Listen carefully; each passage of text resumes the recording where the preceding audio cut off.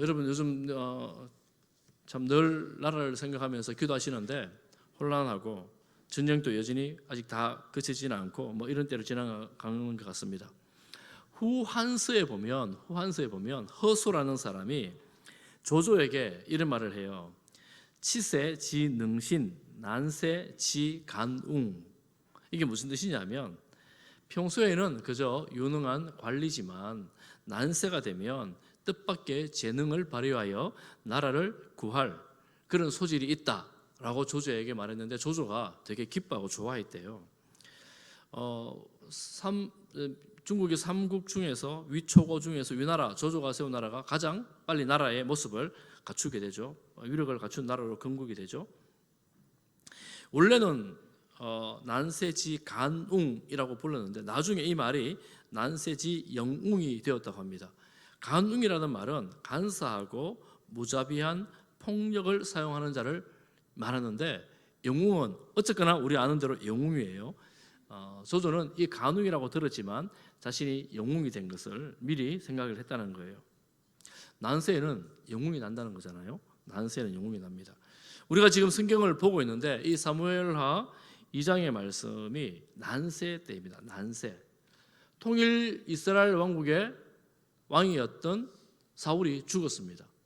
그러면 우리가 아는 대로 기름 부은 다윗이 왕이 되면 되는데 이 다윗은 남유다 12지파 중에 한 지파에서만 왕이 되고 나머지 11지파의 왕은 사울의 아들이었던 이스보셋이 왕이 됩니다. 그것도 이 군인 백성들이 세운 왕이 아니라 군대 장관 아브넬이 왕을 세웁니다. 그러니 유다와 다윗 편과 나머지 11지파 편이 늘 전쟁이 있었던 거예요. 오늘 이 기록 읽었던 이 본문의 말씀은 그 당시 전쟁이 많았었는데 아주 특별한 전쟁으로 기록이 된 내용입니다. 어떻게 이 전쟁이 시작되었고 이 전쟁의 결과가 무엇인지를 우리 말씀을 보면서 이 교훈을 좀 얻으려고 하는데요. 남북이 나누어져 있으니까 뭐 전쟁이 있지 않겠습니까? 어쨌든 통일하고 싶어하지 않겠습니까? 그런데 하필이면 오늘 12절에 보면 기브온 그리고 13절에 보면 기브온 목가에 이 다윗의 군대 장관 아브넬과 그의 신하들 그리고 다윗 편에 사울의 군대 장관 아브넬과 신하들 다윗 편에서는 요압과 그 형제 세 장군과 그의 신하들이 대치를 하고 있는 거예요.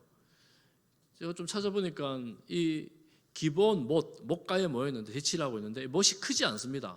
인공으로 만든 못이라고 뭐 가면 이렇게 나와 있다는데 그 작은 못가에 이 군대가 대치하고 있다는 게 좀 이상하지 않습니까?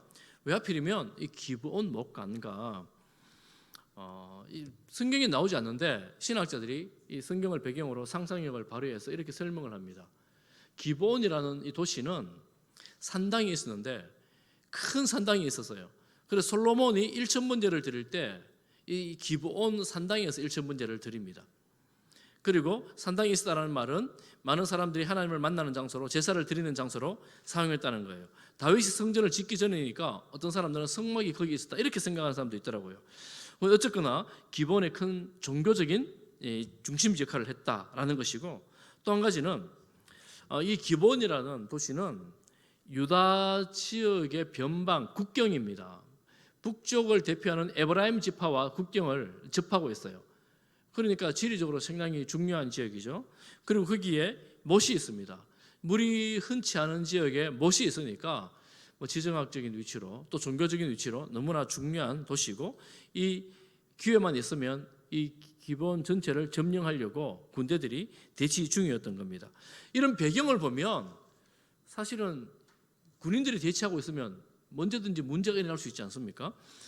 이런 약간의 긴장 상태가 있는데 이 전쟁은 너무 어이가 없게 일어납니다. 여러분 14절을 보십시오. 14절을 보면 사울 편의 군대 장관 아브넬이 이 다윗 편 장관 요압에게 이렇게 말합니다.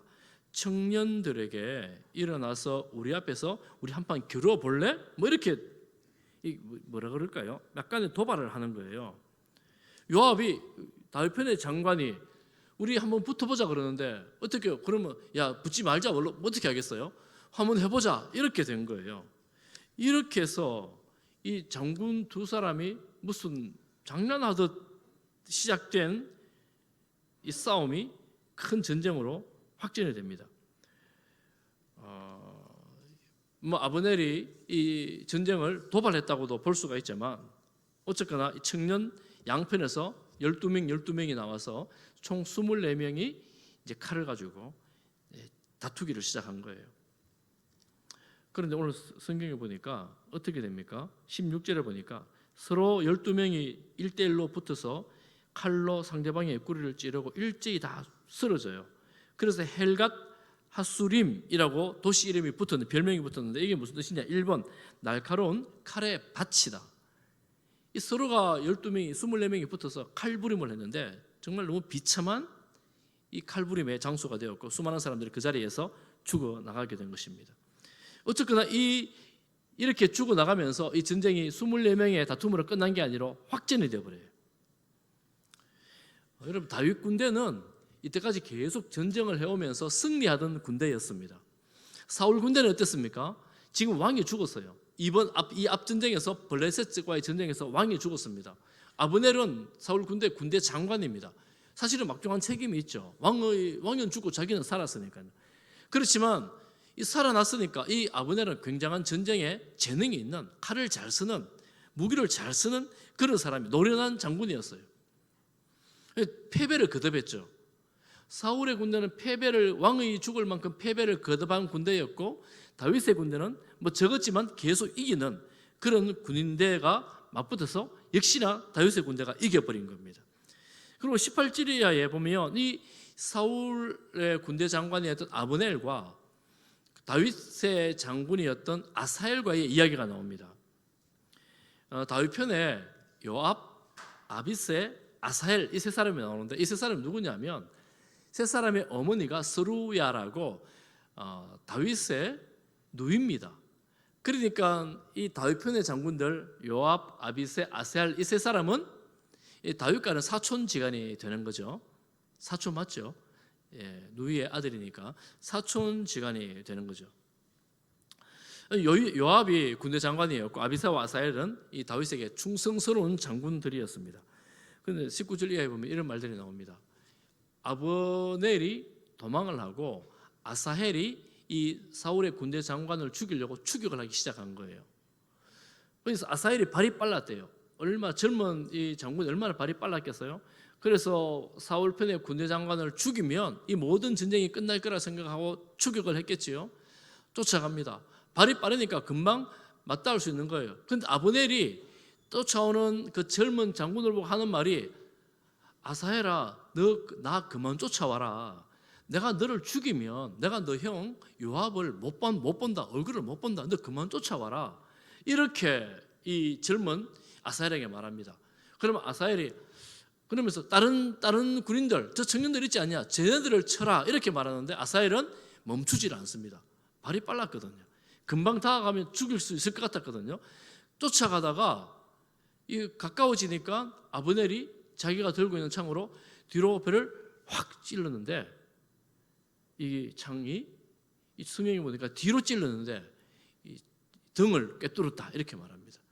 그러니까 이 다윗 편에 용맹한 능력 있는 장군 하나가 그 전쟁에서 죽게 되는 거예요. 3형제가 용사인데 형제 중에 셋째가 죽게 된 거예요. 그러니까 모든 군인들이 놀래가지고 잠깐 멈춥니다. 멈추지만 전쟁은 끝나지 않아요. 이 형제들이 아브넬을 죽이겠다고 또 추격을 시작하게 된 거예요. 여러분, 이런 전쟁을 보면서 우리가 한 가지 교훈을 얻습니다. 교훈을 얻는 것은 뭐냐 하면 아사헬은 발이 빨라서 그 빠른 발 때문에 이 죽음을 피하지를 못한 거예요.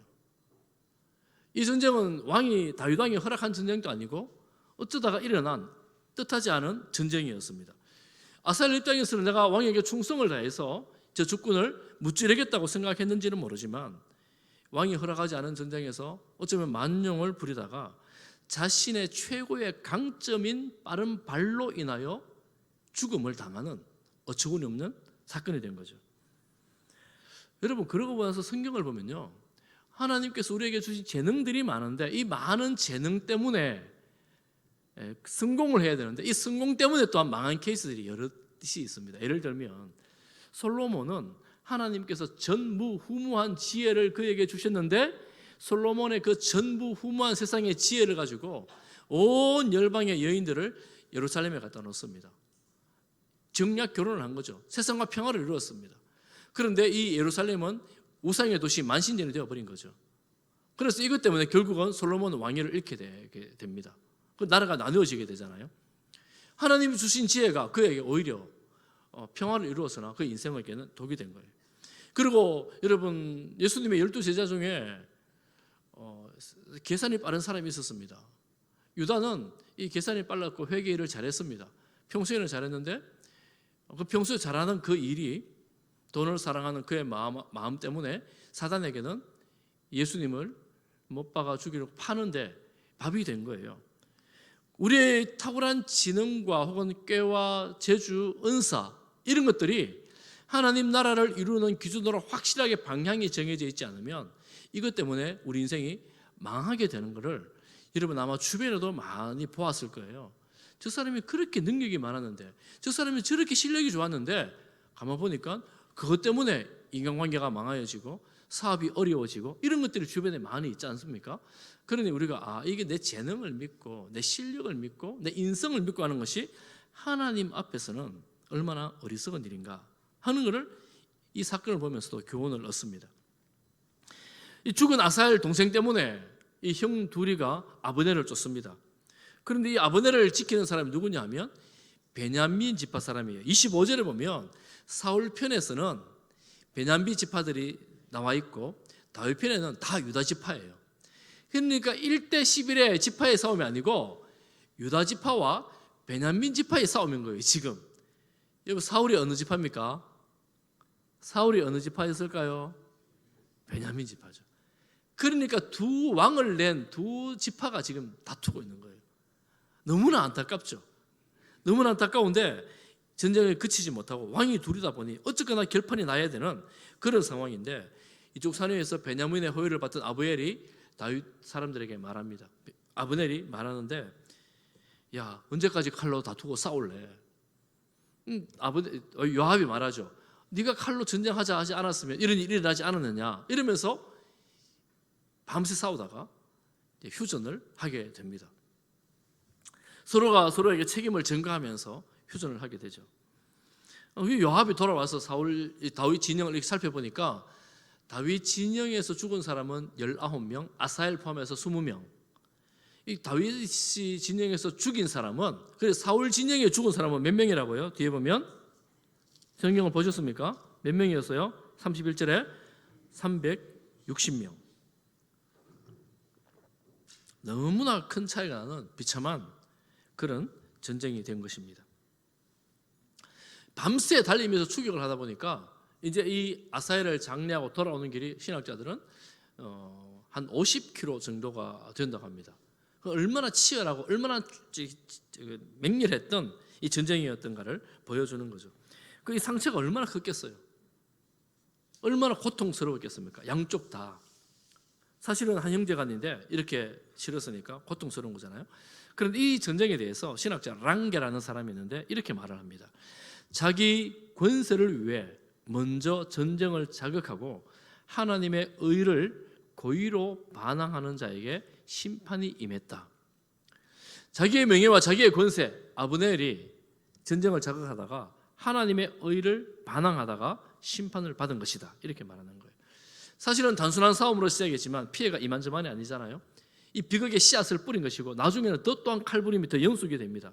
원한을 가지게 되고 원수를 갚게 되고 이런 일들이 발생하게 되는 것입니다. 동족 상잔의 비극이 우리나라에도 있지만 이스라엘에게도 있었던 것입니다. 그래서 이 전쟁의 결과가 어떻게 되느냐 하면 3장 1절 우리 3장 1절을 다 같이 한번 보겠습니다. 3장 1절입니다. 시작. 사울의 집과 다윗의 집 사이에 전쟁이 오래매 다윗의 점점 강하여지고 사울의 집은 점점 약하여 가니라. 다윗은 하나님의 뜻 가운데에 어쨌거나 천천히 기다리며 하나님께 물으며 나라를 세워가는 중이었고, 사울은 죽고 난 다음에 군대 장관이 이스보셋을 왕으로 세워 지금 나라를 지탱하고 있는 중입니다. 전쟁을 도발하고 이러고 있는 중입니다. 그러니까 하나님의 뜻을 저버리고 권력을 추구하며 다툼을 일삼았던 사울이 살아있을 때도 그랬잖아요. 이 사울의 세력은 점점 약해져 가고 있습니다. 그래서 사울은 사실은 여러분 이스라엘 통일 12지파를 통일시킨 능력 있는 왕이었어요. 그렇지만 하나님의 뜻을 저버릴 때에, 자기의 영광만을 추구할 때에 이 세력은 약해지고 있습니다. 반면에 다윗 평화를 추구하고 하나님의 뜻을 기다렸던 다윗은 점점 더 강해지고 점점 더 세워지고 있는 거예요. 또 어떤 신학자는 이렇게 말합니다. 하나님의 뜻을 거역하는 교만, 야망이 가져온 불행, 그리고 하나님의 약속에 대한 믿음과 인내를 시험하는 그런 전쟁이었다라고 말합니다. 그러니 사울 편과 다윗 편 모두에게 교훈이 되는 그런 내용이죠. 그렇다면 하나님이 진짜 원하는 것은 뭘까요? 하나님이 진정 원하시는 것은 무엇일까? 이 뜻하지 않았던 우연히 일어난 전쟁을 통해서 우리가 하나님이 원하시는 것을 봅니다. 하나님은 이렇게 말씀하시죠. 로마서 12장 18절 말씀에 할 수 있거든 너희로서는 모든 사람과 더불어 화목하라. 모든 사람과 할 수 있거든이 없으면 우리 불가능한 인생이에요. 우리 세상에 살면서 모든 사람과 다 화목할 수는 없거든요. 그런데 할 수 있거든 화목하라는 거예요. 어떤 사람이 이렇게 말할 수 있습니다. 이 전쟁터에서 어떻게 화목하냐?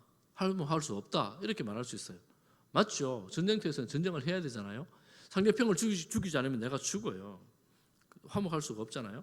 그러면 로마서가 서유해진 사도 바울이 하나님의 뜻을 받아 쓴 이 로마서 말씀은 영 이치에 맞지 않는 말씀인가? 그 로마서가 쓰여질 당시에도 여전히 로마는 이 강압적인 폭력적인 지배를 하고 황제를 숭배하지 않으면, 신으로 숭배하지 않으면 잡아 가두고 죽이는 그런 시대였습니다. 그런 시대에도 여전히 하나님은 더불어 모든 사람들과 화목하라라고 교훈하는 그런 내용이에요. 그러니 우리가 세상의 모든 사람들과 다 화평을 이룰 수는 없지만 가능한 평화를 만들어 나가는 사람이 그리스도인들이구나 하는 것을 배울 수가 있죠. 그렇지만 여러분 주변에 보시면 우리 마찬가지잖아요. 우리가 더불어 화평을 만들어 나가고 싶은데 다 됩니까? 여러분 모두가 평화가 되던가요? 꼭 보면 다툼을 일으키는 사람들이 있어요. 다툼을 일으키는 사람은 어떤 사람들이냐? 잠언서 20장 30절 같이 한번 읽어보겠습니다. 시작. 다툼을 멀리하는 것이 사람에게 영광이거늘 미련한 자마다 다툼을 일으키느니라. 누가 다툼을 일으켜요? 누가요? 저 다툼을 일으키는 그 사람이 지혜가 부족한 사람이구나. 여러분 이 무모한 전쟁이 웬 말입니까? 형제간에 사람을 다치게 하고 죽게 하고 상하게 하고 또 괜한 시비를 걸어 사람을 힘들게 하는 것, 다툼을 일으키는 이런 사람들을 주의해야 합니다. 다툼을 일으키는 것은 곧 미련한 일입니다. 지혜롭지 못한 일이에요. 여러분 근데 이 세상은 말로는 평화를 외치지만 전쟁의 이 소문, 이 거짓말의 영향은 끊임없이 퍼져나가고 있습니다. 오늘 이 세상에 여러분 전쟁이 얼마나 많습니까? 여러분 이게 세상이에요. 사람들이 평화를 외친다고 평화가 저절로 되는 게 아닙니다. 가족도 마찬가지입니다. 가장 가까운 친구들도 마찬가지예요. 말로 이루어지는 것이 아니라는 거죠. 그러니 이 세상에서 예수님이 오신 것이 이런 혼란의 세상, 로마가 지배하는 강압적인 폭력적인 그 세상에 오늘도 여전히 평화가 깨지고 전쟁이 많은 이 세상에 예수님이 오신 이유가 무엇이냐? 누가복음 2장 14절 말씀, 성탄절에 보는 말씀이에요. 지극히 높은 곳에서는 하나님께 영광이요 땅에서는 같이 시작. 땅에서는 하나님이 기뻐한 사람들 중에 평화로다. 예수님이 이 땅에 오신 이유가 평화예요. 평화입니다. 그래서 예수님은 평화를 위해서 오셨구나, 화목을 위해서 오셨구나 라는 사실을 우리가 꼭 기억을 해야 돼요. 그럼 죄는 뭐냐? 죄는 파괴입니다. 평화를 깨요. 하나님과 인간과의 관계를 깹니다. 사단이 싹 들어와 가지고 아담과 하나님과 관계를 깨버리잖아요. 또 죄는 사람들과의 관계를 깨버립니다. 평화를 만들어가는 사람들, 사이좋게 지내는 사람들을 죄라는 게 들어와서 이기적인 욕망과 탐심과 욕심이 들어와서 사람들과의 관계를 깨버립니다. 그리고 죄는 들어와서 이 세상 자연 만물의 평화를 깨버립니다. 심지어는 우리 자신과의 관계조차도 깨어버립니다. 하나님은 우리를 하나님의 걸작품으로 만들었는데 죄가 들어오고 미움이 들어오고 악한 게 들어오면 너는 믿을 인간이 못돼, 너는 그래 사람 뭐 할래, 너는 필요 없는 인간이야, 이런 생각으로 자기 자신을 바라보는 눈이 완전히 왜곡되어져 버립니다. 하나님을 닮은 인간인데, 하나님의 형상으로 지음받은 인간인데 너 같은 건 쓸모없어, 서로가 스스로에게 그렇게 말하면서 상처를 받아 무너지는 관계로 가는 거예요. 이 죄는 바로 그런 것입니다. 파괴하고 깨는 것입니다. 이런 깨진 세상에, 파괴된 세상에 예수님께서 오신 거예요. 평화의 왕으로. 여러분, 그래서 세상을 돌아보면 누군가는 계속해서 평화를 만들어가고 화목을 만들어가는 주님을 닮은 사람이 있는가 하면 누군가는 계속해서 관계를 깨고 화목한 세상을 깨는 그런 사람들도 있습니다. 그래서 예수님 뭐라고 말씀하십니까? 마태복음 5장 9절에 보면 화평케 하는 자는 복이 있나니 그들이 누가 돼요? 하나님의 아들이 되는 거예요. 그렇죠. 예수님께서 평화를 위해 오셨으니 평화를 만들어가는 자, 화평을 만들어가는 그 사람이 곧 하나님의 아들이 되는 것입니다. 그러면 하나님의 아들이 되는 것, 예수님 오신 것, 그것 때문에 오신 거잖아요. 에베소서 2장 16절에 보면 하나님과 원수가 된 이 세상을 예수님이 오셔서 화목하게 하십니다. 둘을 한 몸으로 하나님과 화목하게 하려 하십니다.